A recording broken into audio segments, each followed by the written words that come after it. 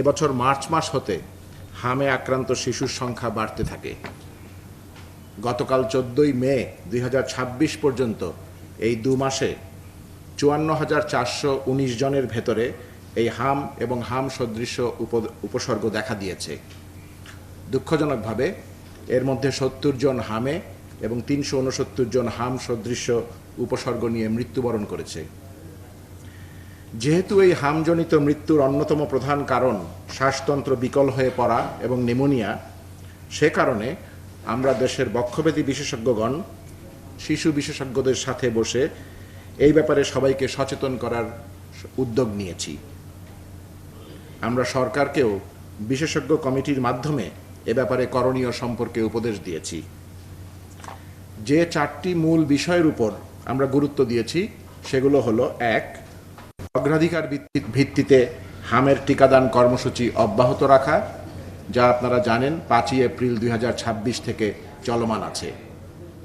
2, দেশের প্রত্যন্ত অঞ্চলে উপজেলা, জেলা এবং বিভাগীয় পর্যায়ে স্বাস্থ্যকেন্দ্রগুলোতে ফিভার কর্নার স্থাপনের মাধ্যমে হাম প্রবণ এলাকা চিহ্নিত করা এবং প্রয়োজনীয় স্বাস্থ্যকর্মীর উপস্থিতি নিশ্চিত করা। 200-র বেশি সার্ভিস ও ফিচারে লেনদেনের সব বিকাশ অ্যাপে সম্ভব।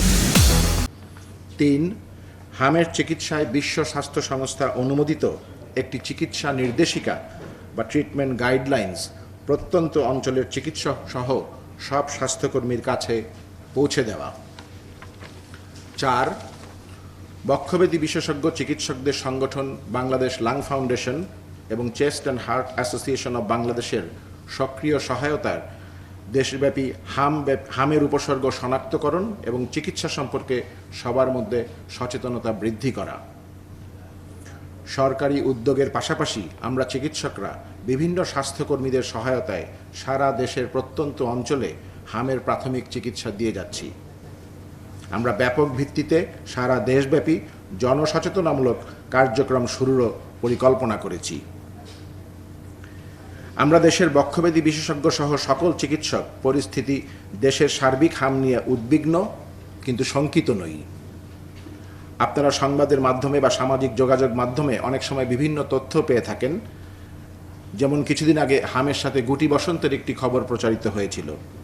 অনুসন্ধানের মাধ্যমে আমরা নিশ্চিত হয়েছি যে সেটা ছিল জলবসন্তের একটি সহ সংক্রমণ বা কো-ইনফেকশন। এই ধরনের অপতথ্য সম্পর্কে সজাগ থাকার জন্য আপনাদের মাধ্যমে দেশবাসীকে অনুরোধ জানাচ্ছি। মনে রাখতে হবে, হাম একটি অতিমাত্রায় সংক্রমণযোগ্য রোগ যা খুব দ্রুত মাত্রায় ছড়িয়ে পড়ে, তবে শতকরা 99% রোগী সম্পূর্ণভাবে সুস্থ হয়ে ওঠে। শিশুরা জাতির অনাগত ভবিষ্যৎ।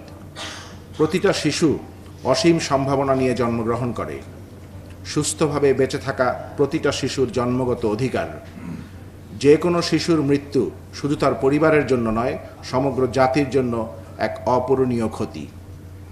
ইনশাআল্লাহ আমরা আমাদের সামগ্রিক প্রচেষ্টার মাধ্যমে হামে আক্রান্ত রোগীর সংখ্যা ন্যূনতম পর্যায়ে কমিয়ে এবং নামিয়ে আনতে সক্ষম হব এবং যারা ইতিমধ্যে হামে আক্রান্ত হয়েছে তাদের মুখে হাসি ফুটিয়ে সুস্থ করে তুলতে পারব। আল্লাহ হাফেজ।